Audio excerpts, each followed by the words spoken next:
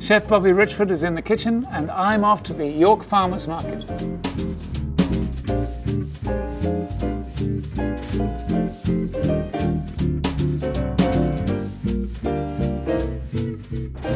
Welcome to Market to Table. I'm Nigel Napier-Andrews and we're visiting the York Farmers Market, still here after all these years. Back in 1952, there were fields as far as the eye could see. A group of local farmers got together to create the market and sell their produce and wares with a tent on Yonge Street. The next year they put up the present building, which at one time hosted Saturday night dances, wrestling matches and antique shows.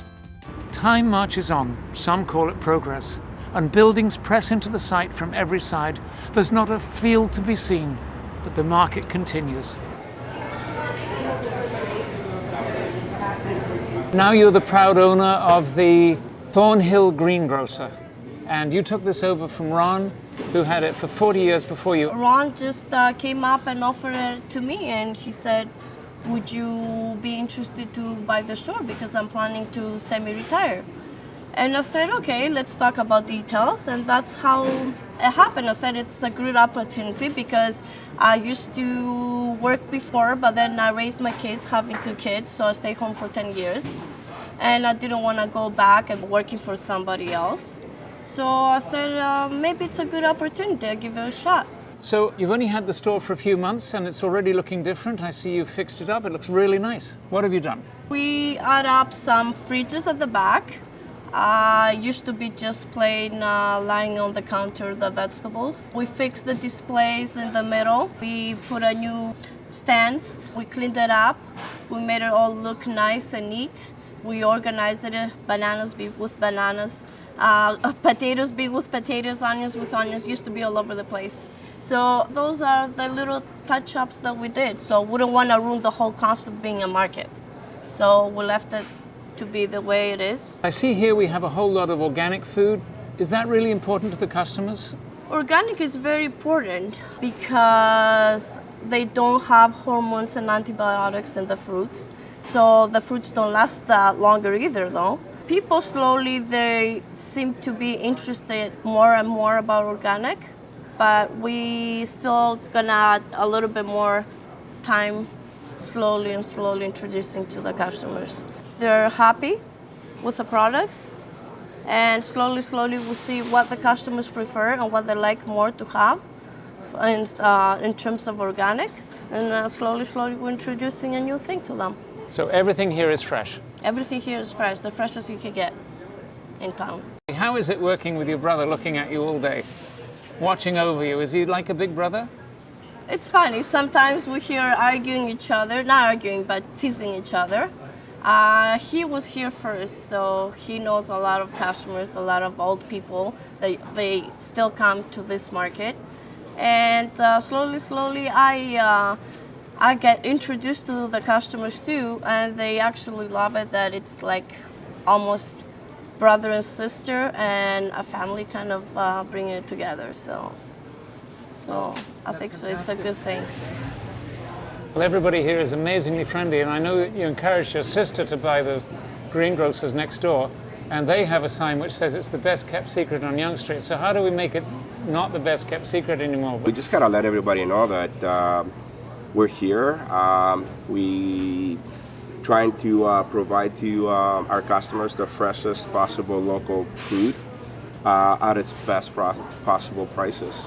So Tom, you have a big range of products, meat products here. Tell me about some of the things you've got here.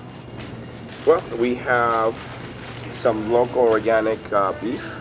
We have some local organic chicken, some organic pork, of course, a little bit of lamb, a variety of organic vinegars, some specialty items like hazelnut oil and avocado oils. Are the customers reluctant to buy organics, or are they asking for organics? What actually intrigued me to get into organics was when my sister started sending her kids to school, I realized a lot of kids in their classrooms had tons of allergies. That triggered me to start, look into it as to how come when I was growing up, there was nobody in our classroom with any allergies. Now, I have a little son myself, taking them to daycare, I have to follow an instruction sheet with a number of things not to bring in or be labeled, no dairy, no nuts. Then I realized that the food in general, it had to be something in, and I mean, not necessarily the only factor. So that's what forced me to go into organic. And to me, it just means old-fashioned farming. That's all there is into organic, to be honest. It was a big part of my way to get into this business, to bring local farm-raised animals. And myself, I grew up in a family that had a dairy farm, so you know, it was a big thing to me. To my surprise, the younger crowds, they're starting up families. They're way more educated with the internet and the blogs and the social media in general. They're very educated. They ask the right questions. They want to know more, what is sourced, how it's raised. And I think they're forcing this whole organic concept to get into bigger and more availability, because, you know, when you get into organics, the problem that you run into is availability. There is smaller farms. They don't have enough to keep you in stock at all times, so you will run into availability issues. There's more demand. A lot of farmers are switching from conventional raised animals into more organic. So that will create a big change. You'll see more available products, locally, of course. And of course, there is a taste difference.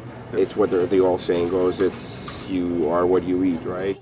I think they're being healthy and being on their own is just, there's less toxins, they produce less toxins, there's just a different flavor altogether.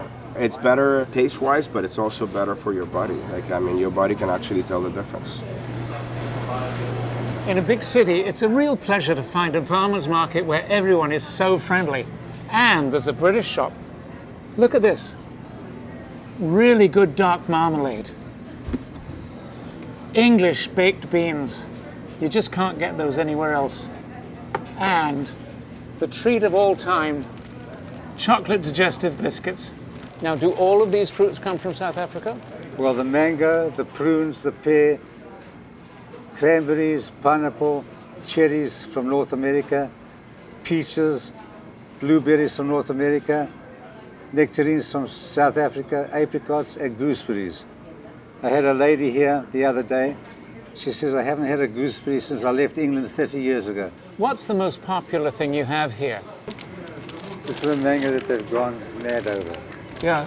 I think the mango is, second to the mango would be the prunes, the pear. They're equal because we can't get enough of anything. They love it because once they've tasted it and they know the quality, there's nothing to compare. And we know what prunes are good for. So who are these farmers in South Africa that you get this product from? We were dealing with them for 20 odd years. And they just dry it on the farm, just naturally? Just dried, undercover, no spraying, no insecticides, nothing. Nothing added. Well, it's just to give you an idea, taste this pineapple. That is good. No sugar, nothing. No, and it's sweet as candy with no sugar added. What brought you to the York Farmers Market, Sam? Well, I immigrated 13 years ago from Johannesburg, South Africa. I had to have something to do with myself. I used to be a clothing manufacturer in South Africa. I used to make ladies wear coats and jackets and suits and dresses and skirts. I'm too old for that, so I said to myself, I can't compete with the Canadians, they're too smart. What can I do? So my daughter suggested, let's bring in the dried fruit and nuts. The mothers used to come and buy dried fruit for the kids to take to school as snacking. So they got in love with the mango, which is the most favorite for the kids. And they used to say, I want to go to Uncle Sam for mango. I want mango. They call me Sam the Mango Man. There you go. You're welcome. Take care. Pamela, this is Cobb's store. This is a satellite of your main store. Well, we bake everything fresh, just so you know, from scratch every day. We give to charity every night. So our store is set up. All Cobbs are produced, manufactured like on the premises. We bake it there, I cart it down, and depending if I'm coming here or if I'm going to an outdoor market, it's a busy morning. You do other farmers markets as well. I do. In total, in a year, we do 9. Most are outdoor. This is a 4-day indoor one. So who gets up early in the morning and bakes? It's not me. Okay. I don't even cook at home. So no, our bakers. We have a great staff really, and our salespeople too. They get up, they get in there. My husband does the baking. So your husband is the baker? Yes. I mean, he doesn't, that's not his job per se. He'll fill in and do shifts and that, but no, and he's very good at it. It's unfortunate that he won't bake every day because it's, he makes very good product. So what's the secret of Cobb's bread? Well, the making from scratch, the fresh every day. Some grocery stores, you'll smell it. So it's baked there, but it's not made there. And I do feel that that's a big difference. We don't put sugars, preservatives, or additives in our breads. We use, all our wheat is Canadian. It's milled for us specifically in Alberta. So this all adds up to making really good bread. It does. Yeah. It does. And we make it with love. The L factor. That's right. I think Cobb is a type of bread. Is that what the store's named after? Cobb is a shape. We also like to say that it stands for Canada's Outstanding Bread Store. There's more than enough food here for our meal, so let's get back to the kitchen.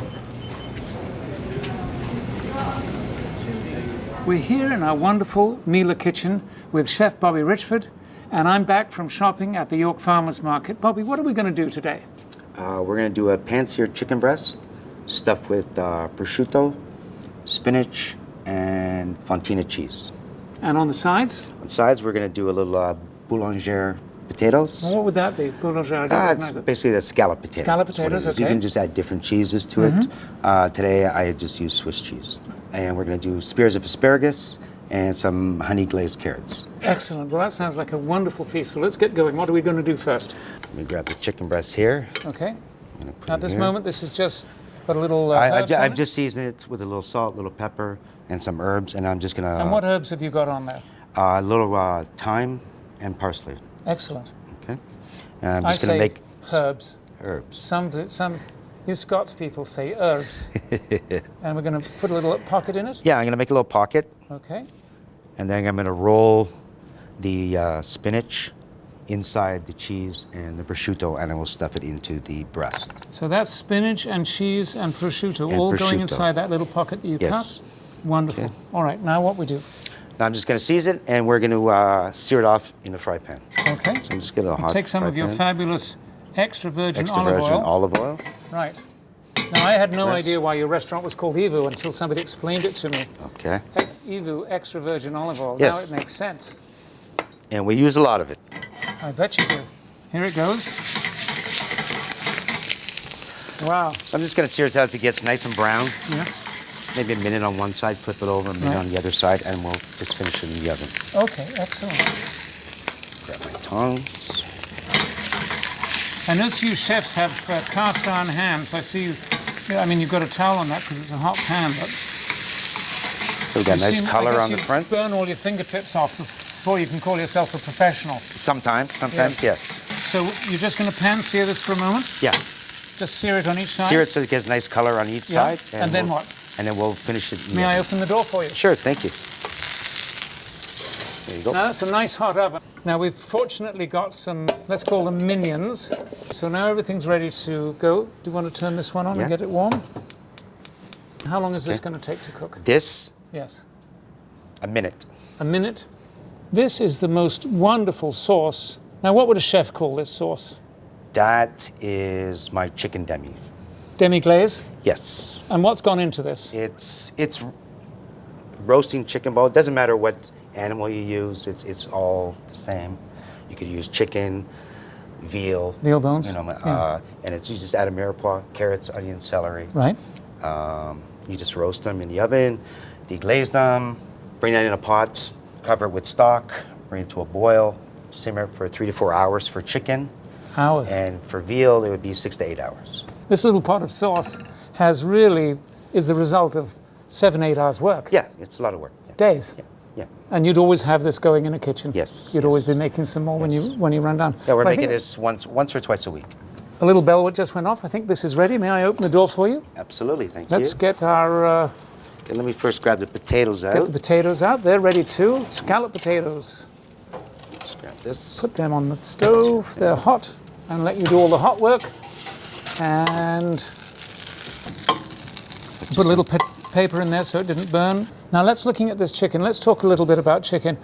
It seemed to me that there's been a move away from the customer's point of view, away from red meat in restaurants towards white meat. Do you find that an issue, or is it something for you to have chicken on the menu? Well, yeah, I don't really find it an issue. I think more or less every restaurant has a chicken. Right. Personally, I'm a meat and potatoes kind of guy. Right. But we do have it. It's delicious. And if you Right. like chicken, then... Right. Well, Bobby, you're from Scotland originally, I think, Yes, aren't you? yes. I can just hear a trace of the accent left, not much. But, of course, you'd be a meat and potato guy, Yes, wouldn't you? yeah. But stuffed chicken is a delicious This is way to deal with fabulous chicken. chicken. Yeah, it's going to be really tasty. I'm looking forward to, at the end of the show, we're going to cut into that and see what's in it. But right now it's just resting. Here our water is coming to the boil. Yep. So we're And gonna so let's keep going. take a couple of spears of asparagus. Just put those in. This is salted water. Salted water. I have a few carrots that I've already blanched Right. earlier. All right. And these are just going to cook for a very short Yeah. period, are they? Minute and a half. Okay, good. I'll just give this sauce another little stir. We don't want that burning. And the Yeah, I'm famous just gonna put a little EVOO. EVOO olive oil, Right. just to give the vegetable a nice flavor, some nice taste. What are we going to do with the scallop potatoes? The that's scalloped different? potatoes, I'm just going to get a mold, just Okay. to do something a little bit fancy. I'm just going to press down on the potatoes. Right. And just make a circular motion. Oh my gosh. So I can lift them out. Okay, well, we'll do that in a minute when we've got Okay. the plate ready. All right. What a clever idea. So that's going to make a really interesting and neat presentation, isn't it? Yes, yes. Now, what are we going to do with that? I'm just going to look at take that. some Little thyme. thyme off the stem. Do we have time for that? Yes, we do. Excellent. Just get my sauce a little bit more flavor. Now, Bobby, how long have you been a chef? A chef, I started my apprenticeship in '88 at the Constellation Hotel under executive chef Joseph von Lanten, and been doing it ever since. Oh, my goodness. Yeah, it's been a lot of fun. A lot of ups, a lot of downs, but it is, at the end of the day, it's a lot of fun. This is just glazing it. I'm standing back while you do that. This is chef take a at his little- most dangerous. A little sea salt, Wow. a little pepper.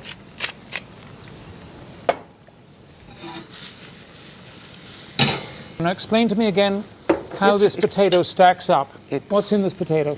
It just, we slice the potatoes on a mandolin, Yes, very, very thin. yes. It has some onions, some Gruyere cheese, some cream, and some butter. That's it? That's it. And then you bake it And for a lot how of long? love. A lot of love. And then you bake it for how long? Those I baked for about 35 minutes. Okay. I'm just going to go to plate here. This is the chef making it pretty, isn't it? Well, we tried to.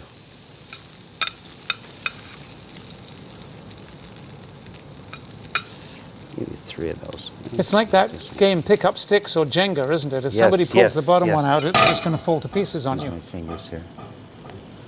Okay. And now where's this chicken go? The chicken's going to go right on top. Bobby, tell me what you call this dish and what goes into it.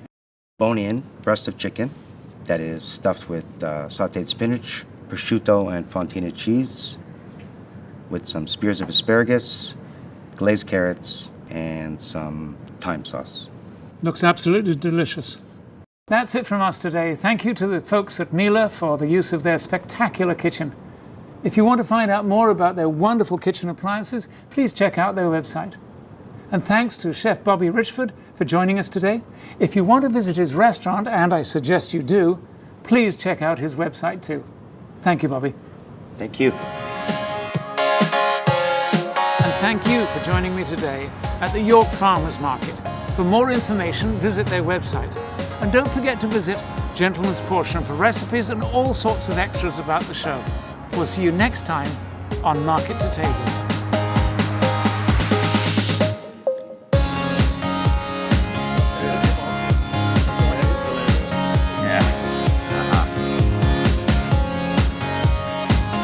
Goodie.